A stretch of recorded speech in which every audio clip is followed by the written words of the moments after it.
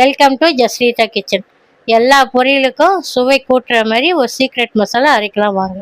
ஒரு 50 கிராம் வேர்க்கடலை இருக்குங்க. இதை போட்டு நல்லா வறுத்துக்கலாங்க.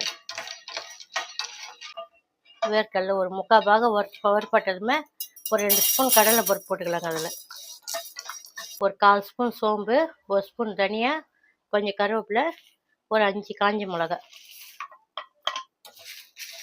இது வரை போட்டு நல்லா வறுப்படட்டுங்க. இது இந்த அளவுக்கு வறுப்பட்டது போடுங்க. தட்டில் மாற்றிக்கலாம். மாற்றிங்கன்னா ஒரு 2 துண்டு தேங்காய் துருவி வச்சுருக்கேங்க. இதை கொஞ்சம் ட்ரையாக வறுத்துக்கலாங்க.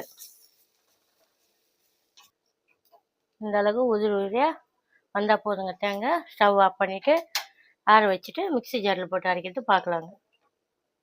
இப்போ நல்லா ஆறிடுச்சுங்க. இது வரையும் ட்ரையாக அரைச்சிட்டு வந்துடலாங்க. இந்த அளவுக்கு அரைஞ்சால் போதுங்க. இப்போ இதோடவே தேங்காய் போட்டு சும்மா 2 ஓட்டி எடுத்துகிட்டு வந்துடலாங்க.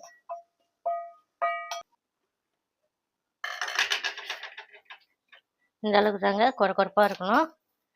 இதை அரைச்சி பாட்டிலில் போட்டு ஃப்ரிட்ஜில் ஸ்டோர் பண்ணி வச்சுக்கணும்னா கேரட் பொரியலுக்கு, பீன்ஸ் பொரியலுக்கு, கொத்தவரங்காய் பொரியலுக்கு, கோவக்காய் பொரியலுக்கு எல்லாத்துக்குமே இது நல்லாயிருக்கும். இந்த பொடி ஒரு ஸ்பூன் போட்டிங்கன்னா இதை போட்டு ஆற வச்சு நம்ம பாட்டிலில் ஸ்டோர் பண்ணி வச்சுக்கணும்னா 1 மாதம் வரையும் நல்லாயிருக்குங்க. இது